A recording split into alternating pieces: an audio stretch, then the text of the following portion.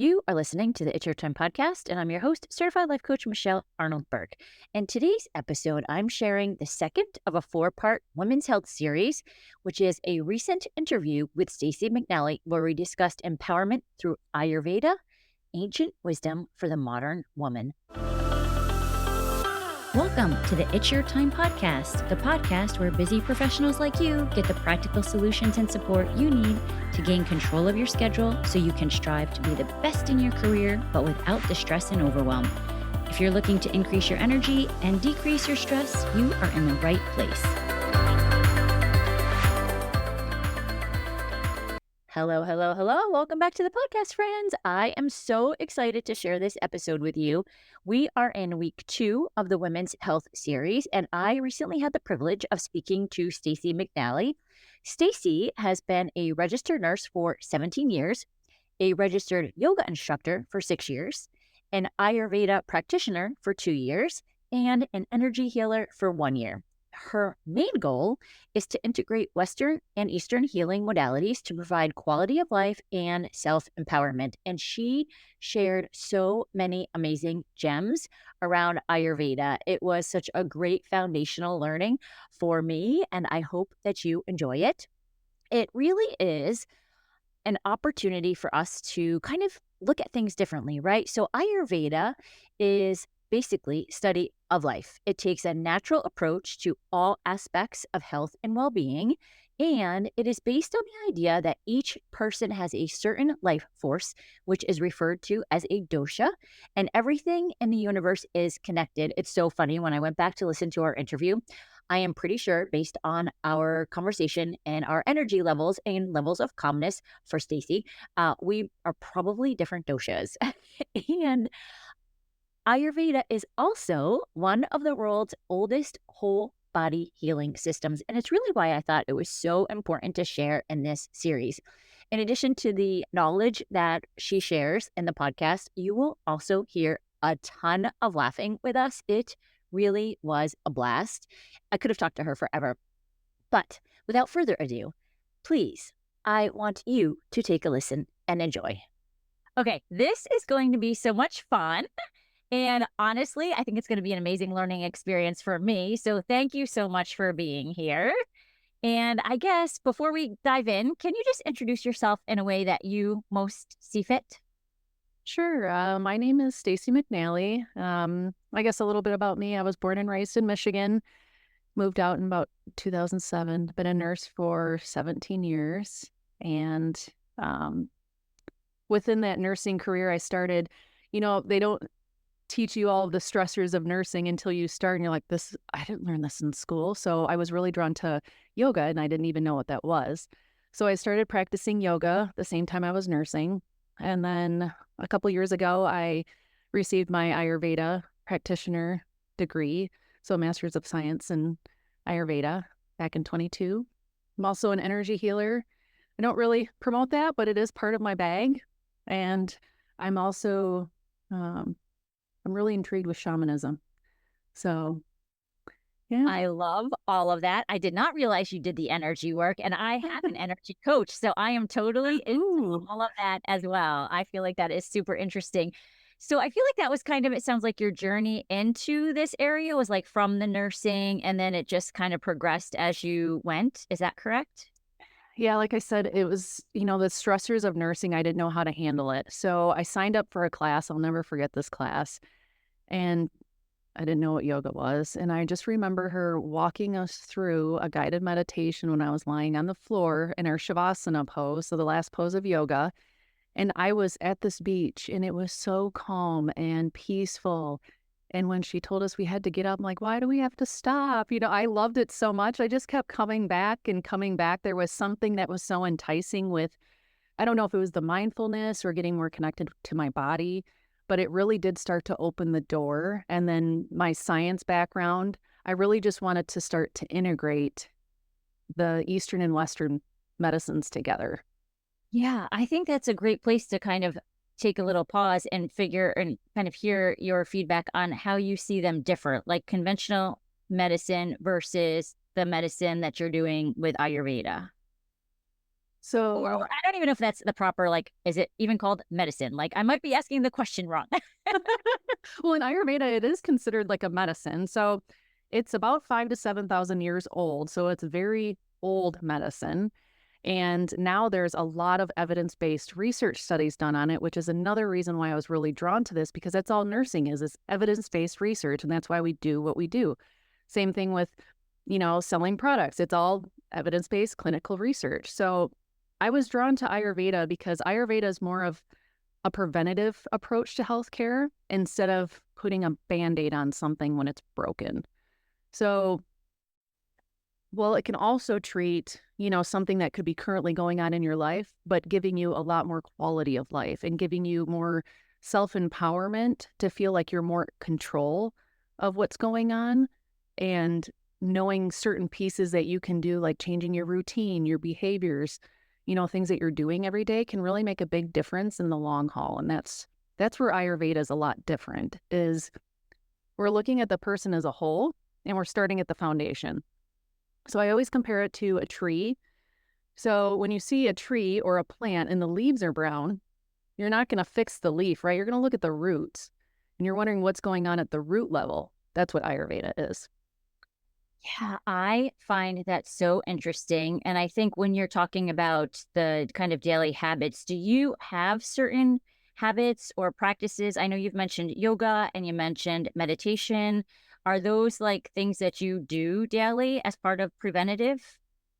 Yes. So actually kind of stepping back. So I know there's a lot of people out there that have a hard time with meditation. I was one of those. So ever since I started yoga, I tried to meditate for years and years and years. And I just couldn't get it. I'm like, well, I can't sit here long enough. I'm too itchy and I need to move around. My brain's moving all over the place. It wasn't until I started Ayurveda school, a prerequisite is learning transcendental meditation. I thought it was the stupidest thing. I was like, fine, I'll go do it. Ah, it was in Bozeman, Montana. It was the life-changing experience. It was amazing. It's a mantra that you repeat, and it's a really special event that only transcendental meditation teachers can teach you. And so that started my journey, and that's something I practice every day. And that is definitely, so right once I wake up in the morning, I practice TM, transcendental meditation. Yeah. And so I can kind of walk you through like my daily routine if you'd like.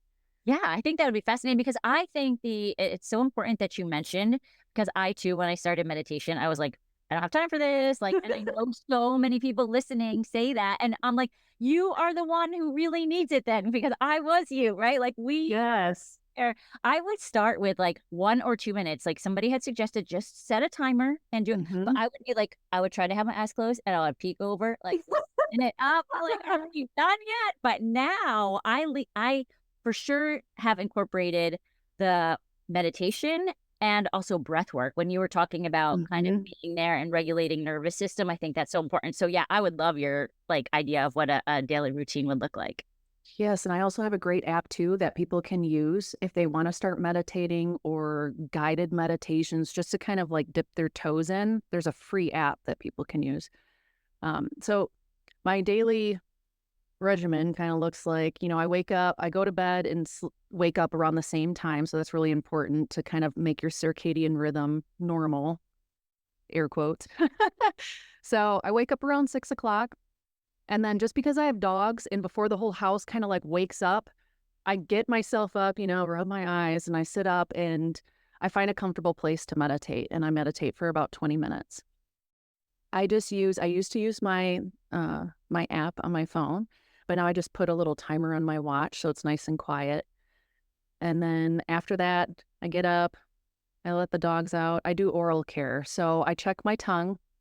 It's like one of the biggest things. Your tongue can tell you so much of what's going on with your digestion. So I always check my tongue. I'll brush my teeth, scrape my tongue, and then wash my face. And after I'm done with that, always using the bathroom right when you get up is really important too. So I know a lot of people, if you're on the go, moving, some women might have problems with constipation. So it's really important you sit on the toilet and make yourself sit for 5 to 10 minutes. You'd be amazed at how much that can change things. Can you meditate while you're there? So people, You probably could, but please, I need to go. we have women who are so efficient in this listening. So Yes, and this was the hard thing for me to kick was multitasking because that creates more, right? You feel like you're more productive and society tells us we need to do so much. So in the morning, I try to do it all day, but in the morning, especially like slowly waking up, trying to do one thing at a time. And even when I'm brushing my teeth, I'll notice I'm doing stuff. I'm like, just brush your teeth. Just stand here and brush your teeth. But I'm trying to, fold the laundry and go outside. So Yes. yeah, after I do the oral care, bring my dogs back in, use the bathroom, kind of do my face up. Then I'll eat breakfast or I'll work out. So I'll work out and then I'll eat breakfast. Just depends on what the day is. And then I try to eat my meal times, keep them at the same time every day because that also helps with digestion. And then eating the main meal at lunchtime is really important. So Western culture, they really like us to focus on the main meal at dinner time and where it's really, really heavy. So it's kind of the opposite with Ayurveda. So when the sun's the highest in the sky, that's when our digestion's the strongest. So eating that at lunchtime and then trying to not snack in between meals. So allowing like 4 to 6 hours in between meals. And then I'll take a walk after. Like I took a walk before I came in. That's why I'm a little flushed because it's so nice outside. I like to eat and then take like a little walk after I sit for a little bit. Helps digestion too, if there's Yeah. time in the day. Yeah. Yeah. Um, Yeah, I love what you talk about the whole multitasking too, because I'm still guilty of it. I feel like Same. I'm gotten better, but I do feel like society makes us, especially this job, I feel like it's Mhm. like a busy badge of honor. And so the more you're Yes. doing, right, the busier like, yes, I'm doing it all. But really, like when you talk about science, the science is that that's not true. We're task Mhm. changing and we're not really multitasking. Like our brains have to kind of take that pause to be shifting from one to another. And then you realize that you make more mistakes when you are multitasking, and then you just have to go back and fix your mistake. Or when you're being pulled from something else, you kind of have to restart what you were currently working on prior. Yeah. So it's not good for the brain. There's a lot of studies out there too that, yeah, I'm guilty of it as well. So I'm not going Yeah. to Yeah. say Yeah. I've stopped that. But when I catch myself, I give myself a pat on the back. Okay, you caught yourself from being crazy. Time to Yes. get back to doing one thing at a time. I think that is so important because I think, especially when people are listening, and we have a lot of busy professional women, and I think when we're trying to offer suggestions as how to incorporate this into their day, it's not having that judgmental voice of doing it right or wrong, like just being curious to maybe even start with one tool that you're talking about today, right? To implement maybe just one thing. If you were going to say, like, okay, somebody's going to start, and I would suggest doing this one thing to begin. Is there one thing, or is it just kind of like what you feel called to do as an individual? I always suggest meditation. Always, because you already said it. If you feel like you don't have time, you need to make time because then it will give you time. I don't know if you can relate to that, but once you start meditating, it's like your brain starts creating little file folders and it stacks everything and it gets everything organized, and you don't even have to do that. It calms the nervous system, and that can create a really solid foundation to build everything else. Game Yes. changer. Yes, I 100% agree, and I think also just taking the time when you talk about the files and stuff, that sometimes maybe people beginning also think they're doing it wrong if they have all of this stuff. Like I still have a lot of mind chatter. I am not like zen, but I don't make that wrong. I have to like sit with it for a while and then let it kind of go through. Is that kind of where, and I think transcendental is way higher level of my meditation that I'm doing. So I what are your think thoughts on that? the key is to not think you're doing it wrong. You're making time to sit, right? And it's the non-judgment of yourself, giving yourself some compassion. Like I made 5 minutes of time to sit here today. And what's going to happen is thoughts are going to come in. You're either going to hold on to them really tight and let them take over, or you can kind of like watch them go by like clouds in the sky. You can acknowledge them and then just let them go. They're good. They're always going to be there. Yeah. So that's what's transcendental is you're given this mantra, and the mantra means nothing to you. So it's a Sanskrit word. So then you can't connect the word to anything, which is really important, right? Because then you have a story behind the word, and then you're creating all these stories in your head while you're trying to meditate. So you could have someone pick a word for you. I don't know, and you could go back to that word, and every time oh, I have to do the laundry today. I'm so behind, and then you repeat that mantra. you acknowledge it and you let it go. And then something else is going to come up. So there's always going to be the thoughts. But the big thing with meditation is creating more space between the thoughts. And it will slowly start to happen where some days you'll have really good meditations and other days, well, you're like, I gave myself some time, but there's a lot of chatter going on. So it's just kind of acknowledging where you're at, but not labeling it as good or bad, I guess. I'll be like, well, it is end of quarter, so that makes sense. Yeah. A little twitchy up there. Exactly. Yeah. Yeah. I'm always like, we get to the end of the quarter. I'm like, okay, you guys, we are manifesting. I'm doing my breath work. And they're like, okay, crazy. It's so true. And I think when I look back to when I started, when I started doing some of this work, it was so specific to like mindset. And then it has evolved into like the meditation and the breath work and kind of more nervous system, energy work, things of that nature. But for me, I remember sitting with one of my friends and she's like, wait, what do you mean your thoughts are creating your results? Like, because I think if we're not aware that this exists, oftentimes we just think our life is facts. It's all a bunch of facts when it's so much based on our thinking. But if we don't take that time to think about our thinking, then that's when we just keep in that loop, right?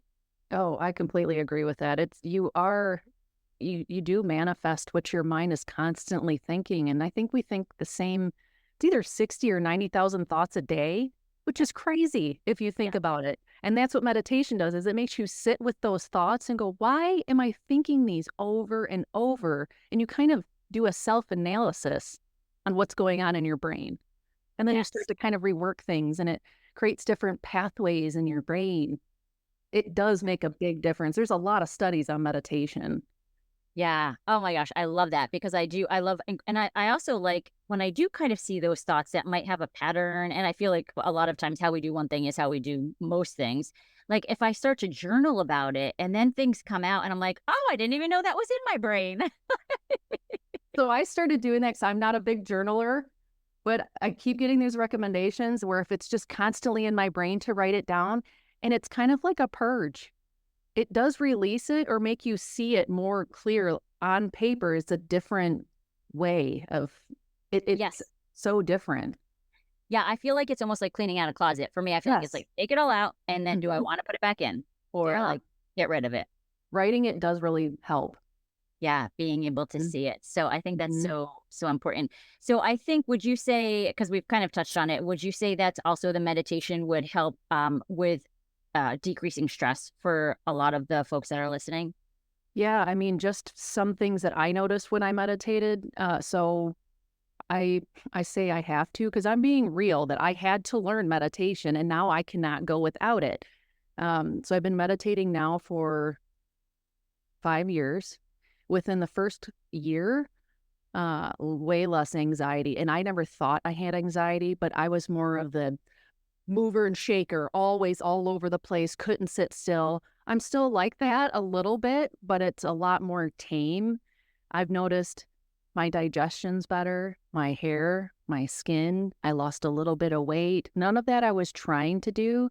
Settling the nervous system, kind of like I said, it creates that foundation where it's the building blocks of everything else. Yeah.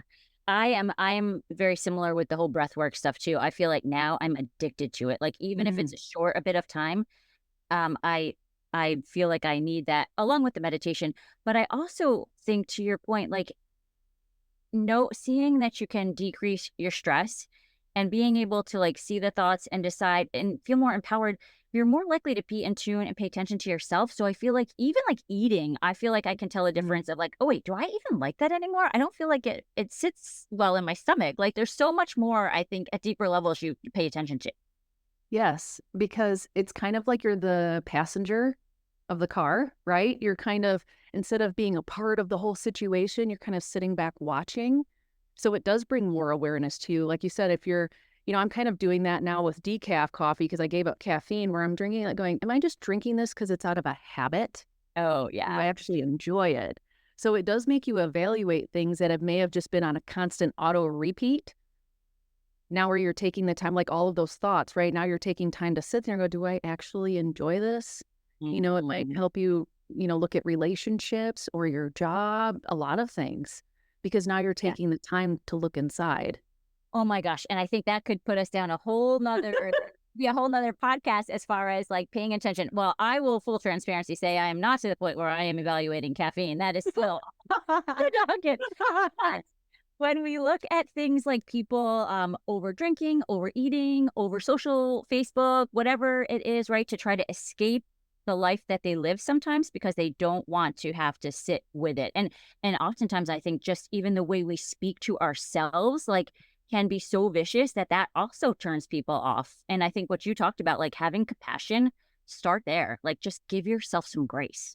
Yes, and I never knew. I was one of those very focused, driven. I follow the rules. I type up notes for I have everything organized. I'm a planner. I'm just over the top, right?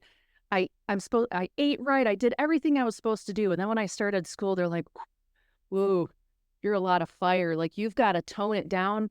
How do you talk to yourself? And I didn't even realize what I was doing every day. It was just negative, negative. You're not good enough. You're not, you need to get another degree. You need to do all these things. Well, my relationships were suffering because I need to be, I don't know what was going on in my head, but I didn't know any better.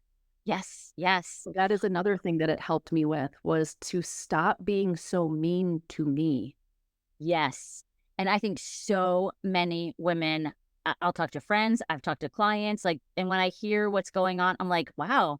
But but when I'm journaling, I hear I do it to myself too. So I think it's Mhm. all of us are so like, yes, this is what I need to do. For me, the question when I first started getting coaching was, which was such a challenging question. I thought she said, "Well, what do you want to do?" And I was like, "What do I want to do?" Like, no, because same with you. I'm like, I'm following the rules. I'm telling people, I'm doing what they tell me to do, and I do. And she's like, "But do you want to?" I was like, "Well, what kind of question is that?" You're like, you're just turning everything upside down now.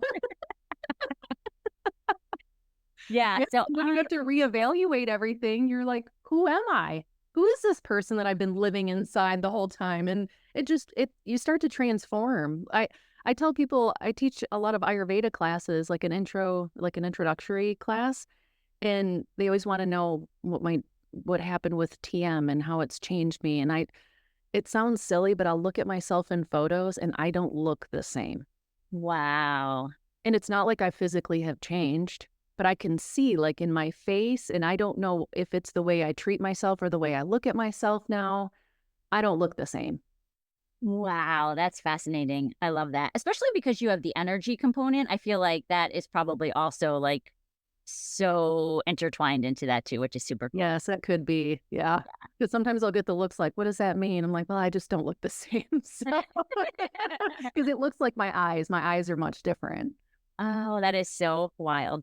So I think that all of this is it is totally my jam. I guess if I may, I'm not sure if you have an answer for this because I'm also trying to look into more. I just got certified as a menopause specialist coach. So I feel Oh, like exciting. menopause, like women's health in general is just so under studied and Mhm. like what are your thoughts? I guess is there any sort of links that you might suggest through the transition? Because for many women, it's not just like, okay, now you're in menopause. Like it's a transition of years. I mean, how would you Mhm. incorporate the work that you do for helping women in that 35, 40, 50 plus specific Yeah. to that transition? So in Ayurveda, the women's the women are very special in Ayurveda. Not saying that men aren't, but women, we can have babies. We have a monthly cycle. The monthly cycle is very sacred and it's a natural form of detoxification that men don't get. So we're kind of up here compared to men because we're honored with that. And a lot of people don't look at it as it's something like a privilege. It's like, oh, it's Yeah, happening. right. And I feel like garbage. Well, Ayurveda looks at it like you're so lucky. You detox every month. It makes you feel better. But this is the thing is, so it's honoring the monthly cycle. So it's trying to not do anything while you're on the cycle. So that includes heavy exercising, watching the foods that you eat, really heavy work that might, take a lot of brain power and a lot of stress, heavy conversations. Um, it's basically you need to kind of relax for those first couple days to let the body do its natural cleanse and detox. which in our culture isn't really a thing. Right. So when all those years you're having your period every month, then when menopause comes, it's like, whoa, or premenopause, your body's like, I don't know what's going on because it's been so out of whack your entire life. So, because you either don't like it or you have to work. I Yes. mean, we live in America. We have to work. Yeah. Most of us do anyways. So I've noticed a difference by just changing. When I start, I don't really do much. I just kind of hang out. I still have to work, yes, but I just try to take light exercise, just walking, make sure my diet's nice and clean, which it typically is, but I pay more attention to it during that cycle. And I'm thankful for the cycle. I think that's a big thing is being thankful and, putting that in your brain because when you're, oh, I don't want this again, but that's such a good thing for your body. And that's why Ayurveda says, women stay younger, longer with their skin and their hair if they really take care of their menstrual cycle. Oh, that's so fascinating. Yes, privilege would not have been the word I would have used to describe. Everyone looks at me like, why do you say privilege? I'm like, okay, we might have had them at the 5-minute meditation, but we might have lost them. No, but I think that's so important because you're right. I think it's like, it kind of goes back to your overarching theme of like paying attention to what's going on inside of you, paying Mhm. attention to like how you're feeling, what you're thinking. All of that is still in line with what we're talking about. Yes, and it's to the point where so some women might look at this where they'll enjoy it. You tell your husband, I have to go take a rest. I'm gonna go read my book. I'm gonna go to bed early. Put on some essential oils. Those kind of things. Like I need to retreat for a little bit. So maybe people like that. It's like spa, couple spa Yeah, days. yeah, You know? yeah. I recently had a patient who was like, just tell my husband that I cannot do the dishes anymore. I was like, okay, you can't do the dishes and you should go get some essential oils as well. There you go. Oh my gosh, this has been so much fun. I know you mentioned the app, so we'll put that in the show notes. I guess, are there any other tools or resources that you might recommend for folks? And I have to guess, this is an assumption that most folks are probably on the foundational, like early side of learning about all of this, like to get started and to jump Yeah. into it. So, there are they're called doshas. So, without kind of going too in depth, there's a couple of websites called Maharishi Ayurveda. So, it's MAPI, it's MAPI.com. So, the school that I went to is Maharishi International University. So, this is basically all of the products that are sold, and we kind of use them for consultations and things like that. There's some awesome quizzes on there. And there's also another website called Banyan Botanicals. So what's really interesting, and I've seen this firsthand, you take a quiz about yourself and you're shocked, like, oh, it all makes sense. You understand what your prakriti, so your constitution that you were born with, and we change a little bit as we get older, but we're about the same as how we were born. And then they'll show you what your vikriti or your imbalances are, and then how do we get you back to your prakriti or your constitution? So that's what Ayurveda does. So the quizzes, I think, are a really good starting point. They're fun, they're easy to do, and then I'll kind of give you some tips of, here, you can do this, this kind of exercise, maybe these sort of herbs, or, you can set up a consultation. But I think those are good ways to start. They're fun. It's not too intense. Kind of opens the door to Ayurveda. Is that similar to human design?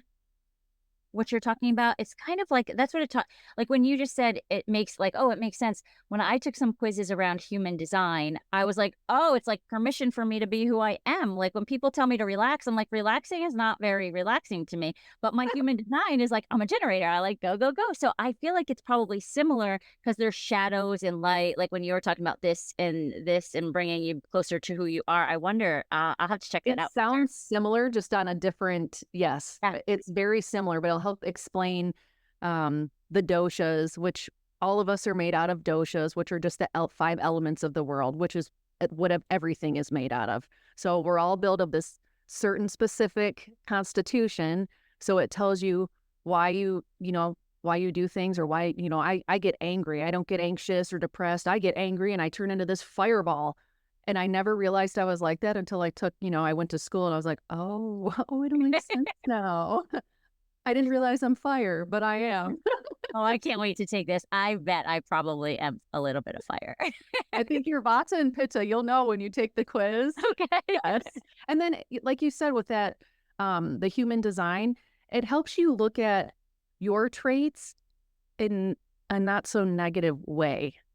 That you're special in your own way, and we're all different. And that's what Ayurveda looks at. Every single person is different. So your plan would be different than my plan because we're different people. And that's another thing that makes us different than allopathic medicine is we're not in this little box, right? We're all different. Yeah, I think that's so important because, again, I think back to how we talk to ourselves, back to being rule followers. And I think so many folks listening are under this umbrella, generalizing, but I think it makes sense. And that when we look at things like this, human design, like that we're not making ourselves wrong about what it is that we're doing because we're so like socialized by external sources, in my opinion. And then once you start like taking the time to learn this and look at it and you're like, oh, I'm not as bad as I thought. Like I'm Mhm. doing it right. This is the way I'm supposed to do it. Yes. And then once you see, like, maybe it's certain traits that you're like, oh, I wish I wasn't doing that. But then it brings awareness to what you're doing. And then most of the time, you start catching yourself while you're in the midst of doing it. Like, oh, probably shouldn't be doing that. Yes. It just brings more awareness Yes. And and that is more the key. forgiveness. Yes. Oh my gosh. Yes. I love that awareness and forgiveness because yeah, we just keep doing it. But just taking, and I find like once I start to recognize it, then as I go, I'm like, oh, wait, I know this is how I'm probably going to react. So I can preemptively change it. Yes. So your body's not so reactive. So you're not in that fight or flight. It helps that parasympathetic nervous system kind of like relax, just like the breath work, right? It like calms the body down because you're understanding yourself more. Yes. Oh, this has been so much fun. Have we missed anything? No, I don't think so. I can leave those links for you That'd be for those perfect. Yeah. quizzes. I think the quizzes are super fun. I definitely recommend taking the quizzes. And then the Insight Timer is the free app that I was talking about for Oh, perfect. guided meditations and stuff like that. I really enjoyed that. I used it for years I until think that's where I started actually. yeah. Yeah. It's a nice app. It's amazing. Yes. Yeah. And then tm.org is if anyone has questions about transcendental meditation. There's TM centers all over the nation, and you can reach out to someone and they can kind of give you a free consultation to let you know a little bit more if you're interested. So, Perfect. Is there a place for people to kind of follow you? yes. Connect So with you? I obviously can be emailed at gravityhealth307@gmail.com. And then I'm on Facebook. I don't really do Instagram much, but on Facebook, you can look up Gravity Health and Wellness. Thank you so much. Yeah, this is fun.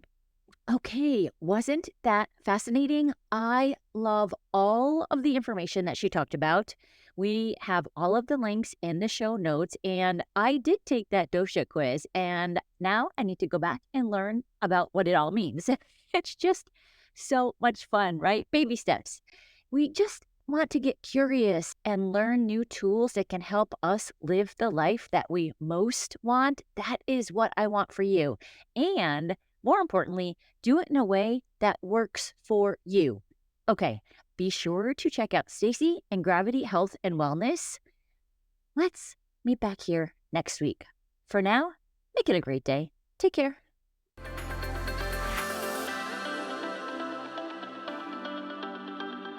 Did you know you can take this work to a deeper level with me one-on-one? Go to michelleburkecoaching.com and click on Get Started to begin.